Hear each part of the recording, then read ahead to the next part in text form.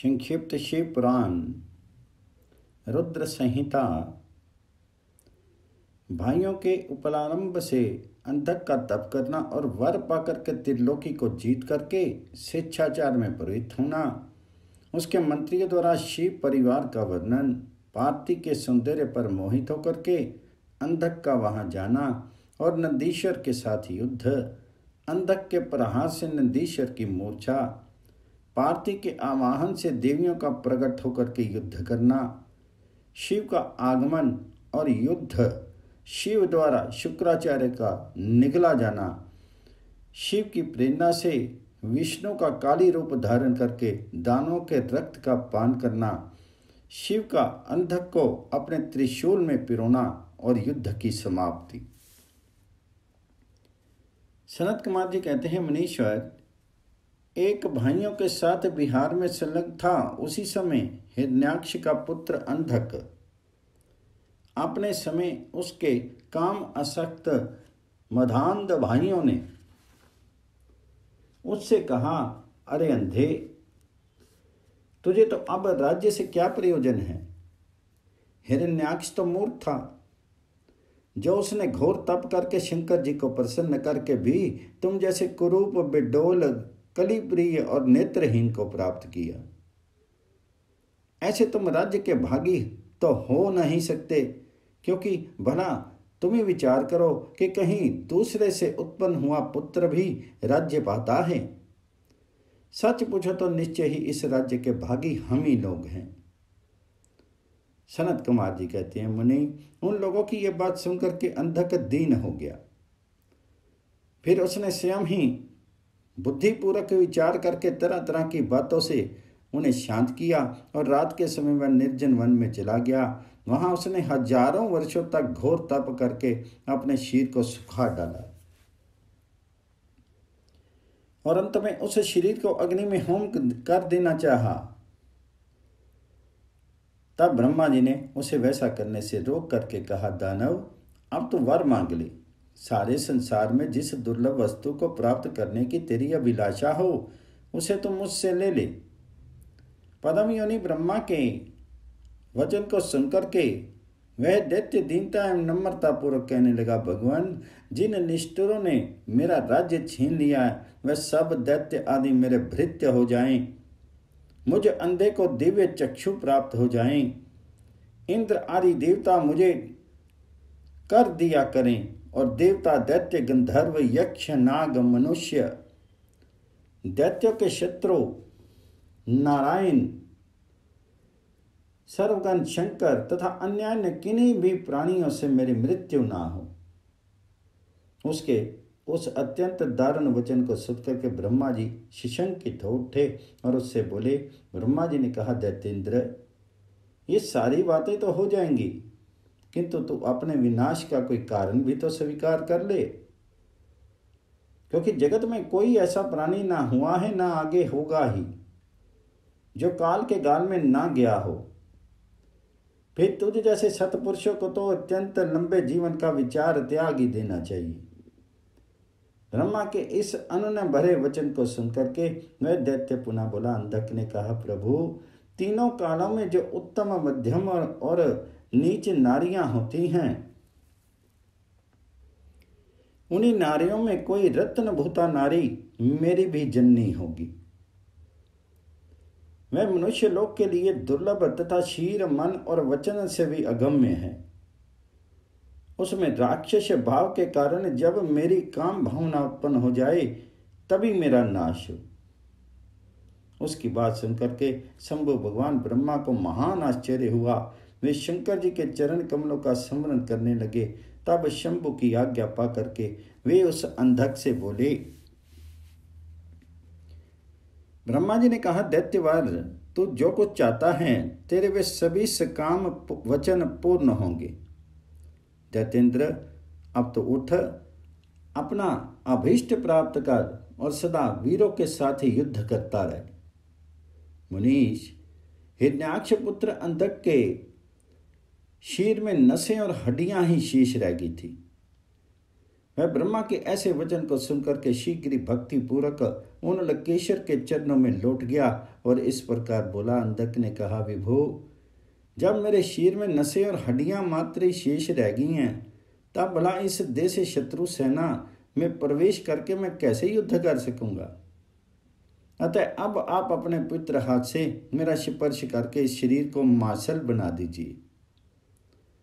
सनत कुमार जी कहते हैं, महेश अंधक की प्रार्थना सुनकर के ब्रह्मा जी ने अपने हाथ से उसके शरीर का स्पर्श किया और फिर वे मुनिगणों तथा सिद्ध समूहों से भली भांति पूजित होकर के देवताओं के साथ अपने धाम को चले गए। ब्रह्मा के स्पर्श करते ही उस दैत्यराज का शीर भरा पूरा हो गया, जिससे उसमें बल का संचार हो आया तथा नेत्रों के प्राप्त हो जाने से वह सुंदर दिखने लगा। तब उसने प्रसन्नता पूर्वक अपने नगर में प्रवेश किया। उससे प्रहलाद आदि श्रेष्ठ दानवों ने जब उसे वरदान प्राप्त करके आया हुआ जाना, तब वे सारा राज्य उसे समर्पित करके उसके वशवर्ती भृत्य हो गए। तदर अंधक सेना और भृत्य वर्ग को साथ लेकर के स्वर्ग को जीतने के लिए गया। वहां संग्राम में समस्त देवताओं को पराजित करके उसने वज्रधारी इंद्र को अपना करद बना लिया। उसने यत्र तत्र बहुत सी लड़ाइयां लड़ करके नागों, सुपर्णों, श्रेष्ठ राक्षसों, गंधर्वों, यक्षों, मनुष्यों, बड़े बड़े पर्वतों, वृक्षों और सिंह आदि समस्त चौपायों को भी जीत लिया। यहां तक कि उसने चराचर त्रिलोकी को अपने वश में कर लिया। तदंतर वह रसातल में, भूतल पर तथा स्वर्ग में जितनी सुंदर रूप वाली नारियां थीं, उनमें से हजारों को, जो अत्यंत दर्शनीय तथा अपने अनुकूल थी, साथ लेकर के विभिन्न पर्वतों पर तथा नदियों के रमणीय तटों पर विहार करने लगा। दैत्यराज अंधक सदा दुष्टों का ही संग करता था। उसकी बुद्धि मद से अंधी हो गई थी, जिससे उस मूढ़ को इसका कुछ भी ज्ञान नहीं रह गया कि परलोक में आत्मा को सुख देने वाला भी कोई कर्म करना चाहिए। इस प्रकार वह महामनस्वी दैत्य उन्मत्त होकर के और अपने सारे प्रधान पुत्रों को कुतर्कवाद से पराजित करके दैत्यों सहित संपूर्ण वैदिक धर्मों का विनाश करता हुआ विचरण करने लगा। वह धन के मद से अभिभूत होकर के वेद, देवता, ब्राह्मण और गुरु आदि किसी को भी नहीं मानता था। प्रारब्धवश उसकी आयु समाप्त हो चुकी थी। इसी से वह स्वेच्छाचार में प्रवृत्त होकर के व्यर्थ में ही अपनी आयु के शेष दिन गवाता हुआ रमन कर रहा था। उस दानव श्रेष्ठ के 3 मंत्री थे, जिनका नाम था दुर्योधन, वैधस और हस्ती। एक समय उन तीनों ने उस पर्वत के किसी रमणीय स्थान पर एक परम रूपवती नारी को देखा। उसे देखकर के वे शीघ्रगामी श्रेष्ठ दैत्य हर्षमग्न होकर के तुरंत ही महादैत्यपति वीरवर अंधक के पास पहुंचे और बड़े प्रेम से उस देखी हुई घटना का वर्णन करने लगे। मंत्रियों ने कहा, दैत्येंद्र, यहाँ एक गुफा के भीतर हमने एक मुनि को देखा है। ध्यानस्थ होने के कारण उसके नेत्र बंद हैं। वह बड़ा रूपवान है। उसके मस्तक पर अर्धचंद्र की कला अपनी छटा बिखेर रही है और कमर में गजेंद्र की खाल बंधी हुई है। बड़े बड़े नाग उसके सारे शीर में लिपटे हुए हैं। खोपड़ियों की माला भी उस जटाधारी आभूषण है उसका। उसके हाथ में त्रिशूल है तथा एक विशाल धनुष्य बाण तुनीर भी वह धारण किए हुए है। उसका अक्ष सूत्र स्पष्ट दिख रहा है। उसके 4 भुजाएं तथा लंबी लंबी जटाएं हैं। वे खड्ग, त्रिशूल और लकुट धारण किए हुए है। उसकी आकृति अत्यंत गोर है और उस पर भस्म का अनुलेप लगा हुआ है। वह अपने उत्कृष्ट तेज से सुशोभित हो रहा है। इस प्रकार उस श्रेष्ठ तपस्वी का सारा वेश ही अद्भुत है। उससे थोड़ी ही दूर पर हमने एक पुरुष को देखा है, जो विकराल वानर सा है। उसका मुख बड़ा भयंकर है। वे सभी आयुध धारण किए हुए हैं, परंतु उसका हाथ रुक्ष है। वह उस तपस्वी की रक्षा में तत्पर है। उसके पास ही एक बूढ़ा सफेद रंग का बैल भी बैठा है। उस बैठे हुए तपस्वी के पार्श्व भाग में हमने एक शुभ लक्षण संपन्ना नारी को भी देखा है। वह भूतल पर रत्न स्वरूपा है। उसका रूप बड़ा मनोरम है और तरनी होने के नाते वह मन को मोह लेती है। मूंगे मोती मणि स्वर्ण रत्न और उत्तम वस्त्रों से वह सज्जित है। उसके गले में सुंदर मालाएं लटक रही हैं। कहाँ तक कहीं वह इतनी सुंदरी है कि जिसने उसे एक बार देख लिया उसी का नेत्र धारण करना सफल है। उसे फिर इस लोक में अन्य वस्तुओं के देखने से क्या प्रयोजन। वह दिव्य नारी पुण्य आत्मा मुनिवर महेश की मान्या एवं प्रीतमा भार्या है। दैत्येंद्र, आप तो उत्तम उत्तम रत्नों का उपभोग करने वाले हैं, अतः उसे यहाँ बुलवा करके देखिए, वे आपके भी देखने योग्य है। सनत कुमार जी कहते हैं, मुनि श्रेष्ठ, मंत्रियों के उन वचनों को सुनकर के दैत्यराज अंधक का मातरो उठा। उसके सारे शरीर में कंप छा गया। फिर तो उसने तुरंत ही दुर्योधन आदि को उस मुनि के पास भेजा। मंत्री ने वहां जाकर के मुनीश्वर को प्रणाम करके उनसे अंधकासुर का संदेश कहा तथा बदले में शिव जी का उत्तर सुन करके वे लौट करके अंधक से बोले। मंत्री ने कहा, राजन, आप तो संपूर्ण दैत्यों के स्वामी हैं, फिर भी उस महान प्रकर्मी वीरवर तपस्वी मुनि ने अपनी बुद्धि से त्रिलोकी को तृण के समान समझ करके हंसते हुए आपके लिए ऐसी बातें कही हैं। उस निशाचर का शौर्य और धैर्य अस्थिर है। वह दानव, कृपण, सत्वहीन, क्रूर, कृत्यघ्न और सदा ही पाप कर्म करने वाला है। क्या उसे सूर्यपुत्र यम का भय नहीं है? कहाँ तो मैं, मेरे दारुण शस्त्र और मृत्यु को भी संत्रस्त कर देने वाला युद्ध, और कहाँ वह वानर का सा मुख वाला डरपोक निशाचर जिसके सारे अंग बुढ़ापे से जर्जर हो गए हैं। कहाँ मेरा ये स्वरूप और कहाँ तेरी मंद भाग्यता। तेरी सेना भी तो नहीं कि बराबर ही है, फिर भी यदि तुझ में कुछ सामर्थ्य हो तो युद्ध के लिए तैयार हो जा और आकर के कुछ अपने करतूत दिखा। मेरे पास तुझ जैसे पापियों का विनाश करने वाला वज्र श्रीखा भयंकर शस्त्र है, और तेरा शीर तो कमल के समान कोमल है। ऐसी दिशा में विचार करके तुझे जो रुचिकर प्रतीत हो वह कर। सनत कुमार जी कहते हैं, मुनिवर, मंत्रियों की बात सुनकर के माता पार्वती पर मोहित हुआ मैं कामांध राक्षस विशाल सेना लेकर के चल दिया और वहां पहुंच करके नंदीश्वर से युद्ध करने लगा। बड़ा भयानक युद्ध हुआ। उस समय युद्ध स्थल में चर्बी, मज्जा, मांस, रक्त की कीच मच गई। वहां सिर कटे हुए धड़ नाच रहे थे और कच्चा मांस खाने वाले जानवर चारों ओर व्याप्त हो गए थे, जिससे वह बड़ा भयंकर लग रहा था। थोड़ी ही देर में दैत्य भाग खड़े हुए। तब पिनाकधारी भगवान शंकर दक्ष कन्या सती को भली भांति धीरज बताते हुए बोले, प्रिय, मैंने जो पहले अत्यंत भयंकर महान पाशुपत व्रत का अनुष्ठान किया था, उसमें रात दिन तुम्हारे प्रसंगवश जो हमारी सेना का विनाश हुआ है,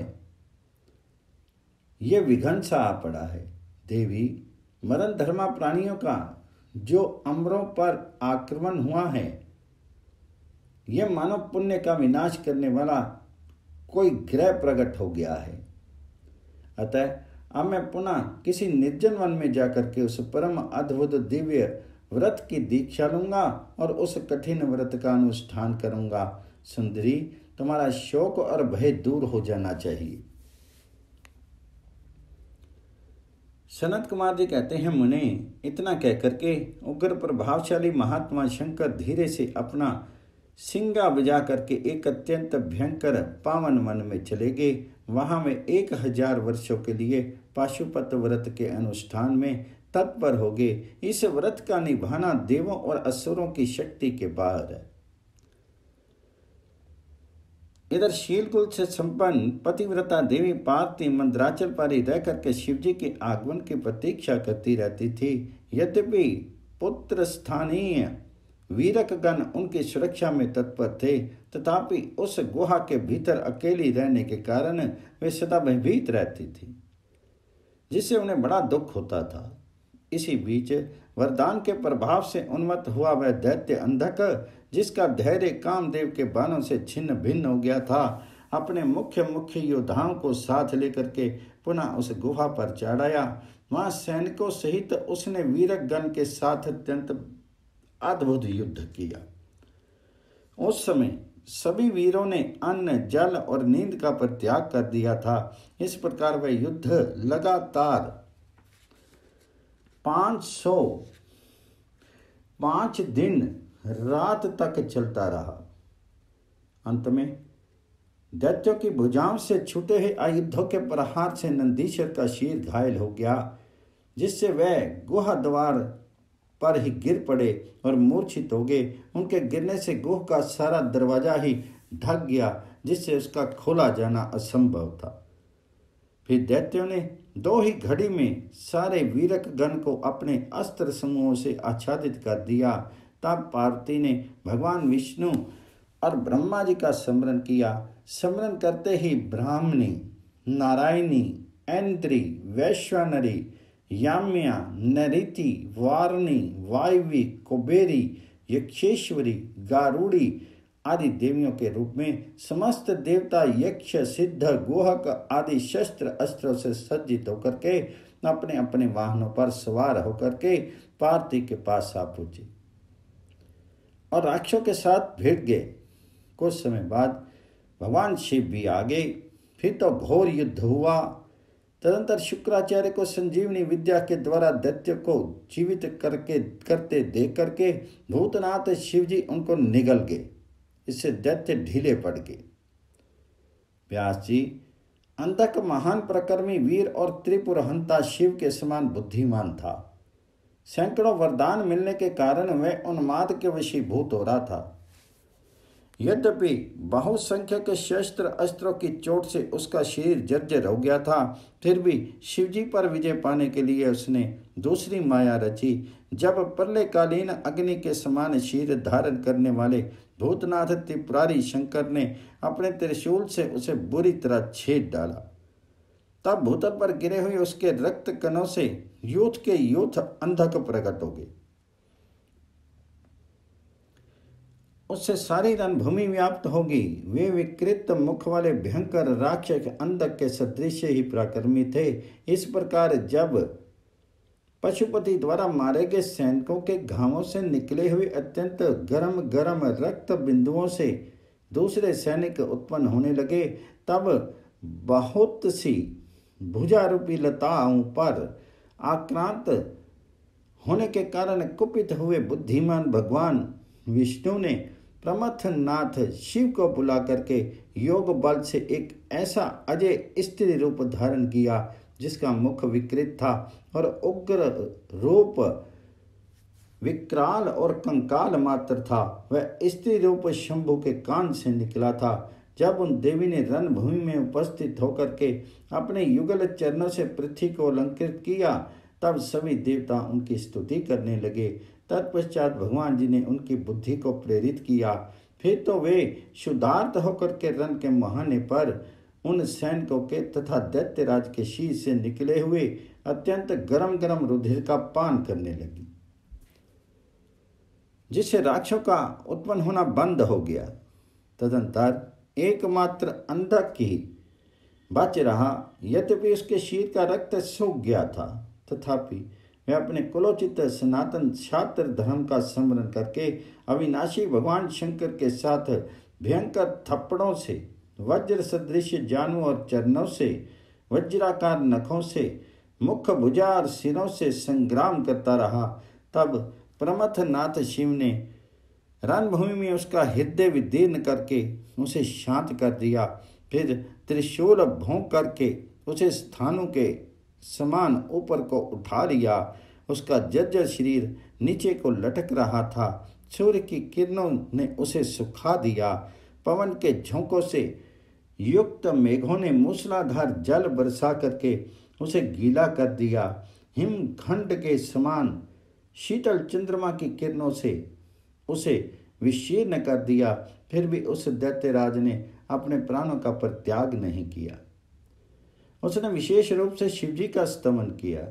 तब कर्णा के अगाध सागर शंभु प्रसन्न हो गए और उन्होंने उसे प्रेम पूर्वक गण अध्यक्ष का पद प्रदान कर दिया। तत्पश्चात युद्ध के समस्त समाप्त हो जाने पर लोकपालों ने नाना प्रकार के सार गर्भित स्तोत्रों द्वारा विधि पूर्वक शिव जी की अर्चना की और हर्षित होते हुए ब्रह्मा विष्णु आदि देवों ने गर्दन झुका करके उत्तम उत्तम स्तुतियों द्वारा उनका स्तमन किया। फिर जय जयकार करते हुए वे आनंद मनाने लगे। तदंतर शिव जी उन सब को साथ लेकर के आनंद पूर्वक गिरिराज की गुफा को लौट आए। वहां उन्होंने अपने ही अंशभूत पूजनीय देवताओं को नाना प्रकार की भेंट समर्पित करके उन्हें विदा किया और स्वयं प्रमुदित हुई गिरिराज कुमारी के साथ उत्तम उत्तम लीलाएं करने लगे। अध्याय 44, 45, 46 पौन।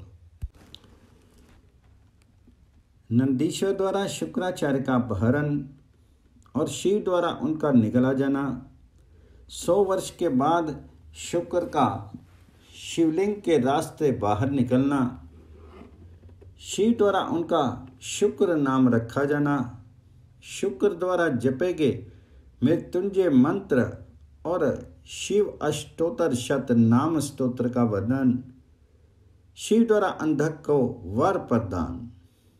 व्यास जी ने पूछा, महाबुद्धिमान सनत कुमार जी, जब वह महान भयंकर एवं रोमांचकारी संग्राम चल रहा था, उस समय त्रिपुरारी शंकर ने दैत्य गुरु विद्वान शुक्राचार्य को निगल लिया था।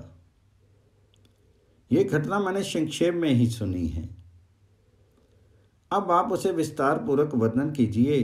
पिनाकधारी शिव के उदर में जाकर के उन महायोगी शुक्राचार्य ने क्या किया?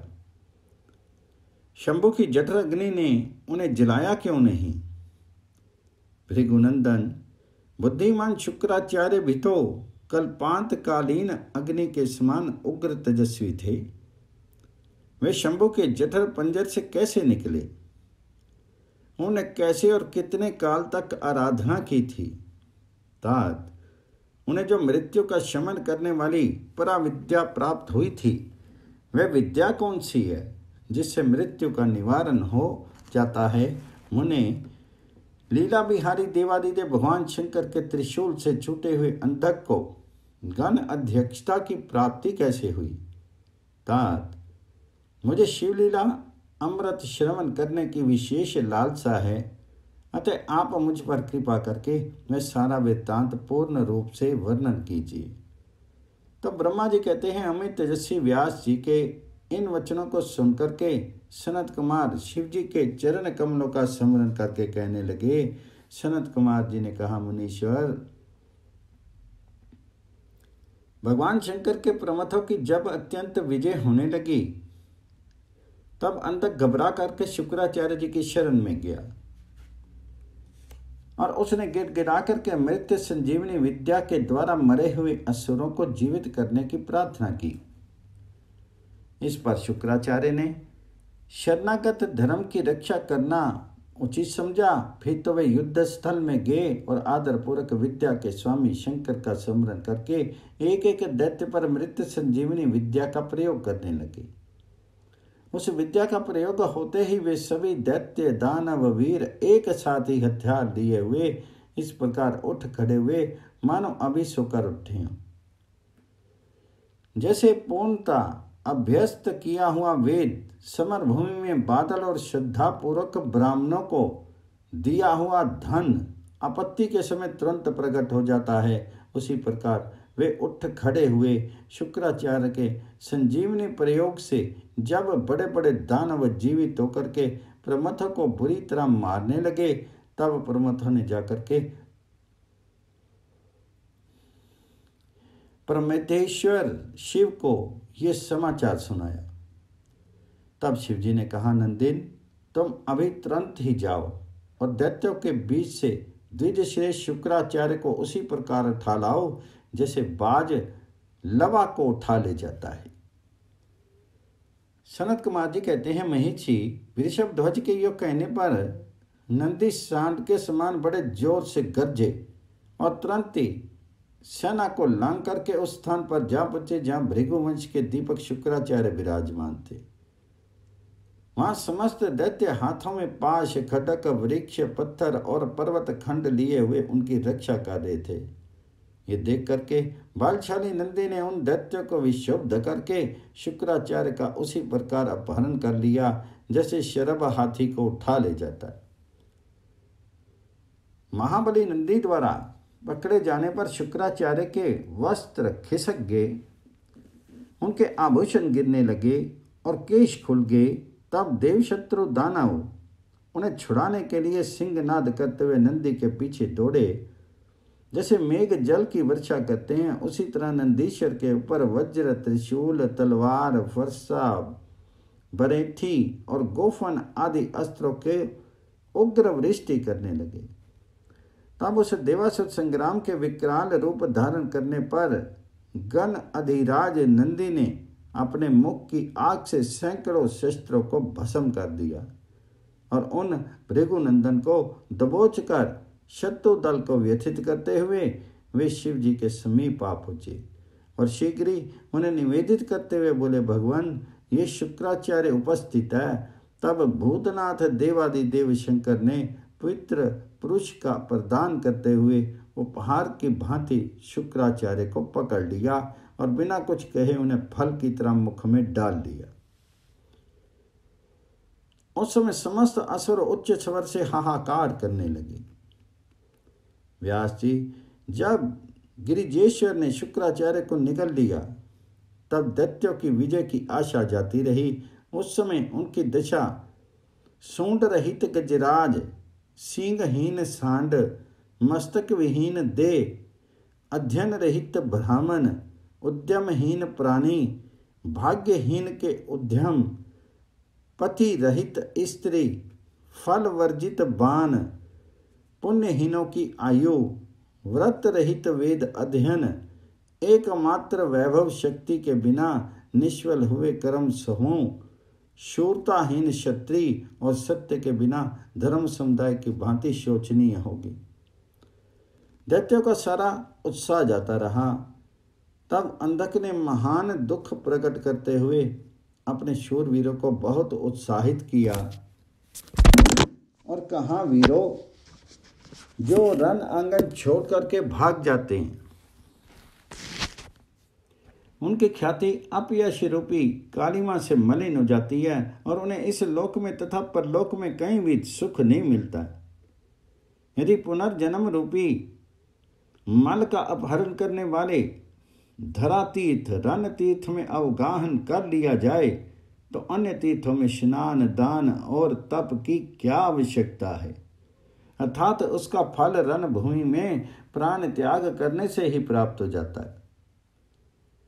दैत्यराज के इस वचन को पूर्ण रूप से धारण करके वे दैत्य तथा दानव रणभेरी बुझा करके रणभूमि में प्रमथ गणों पर टूट पड़े और उन्हें मथने लगे तथा बाण, खड्ग, वज्र, सरीखे, कठोर पत्थर, वशुंडी, भिंदीपाल, शक्ति, भाले, फरसे, खटवांग, पट्टी से त्रिशूल, लकुट और मूसलों द्वारा परस्पर प्रहार करते हुए भयंकर मार काट मचाने लगे।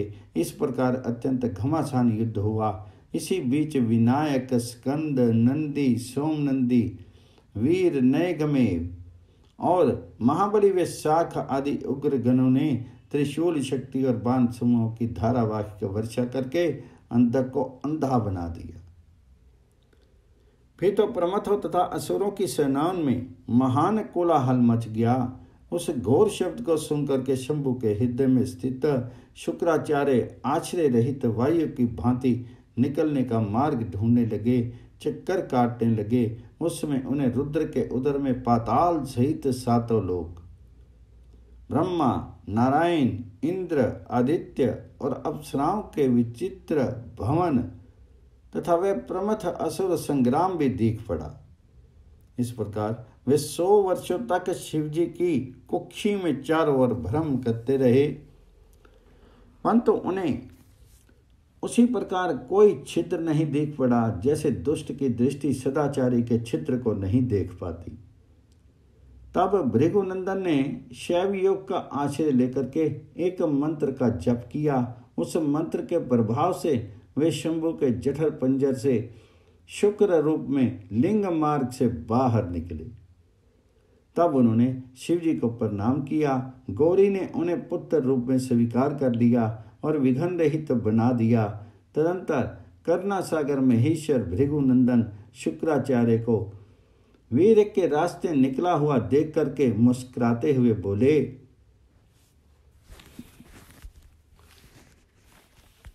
महेश्वर ने कहा, भृगुनंदन, चूंकि तुम मेरे लिंग मार्ग से शुक्र की तरह निकले हो, इसलिए अब तुम शुक्र कहलाओगे।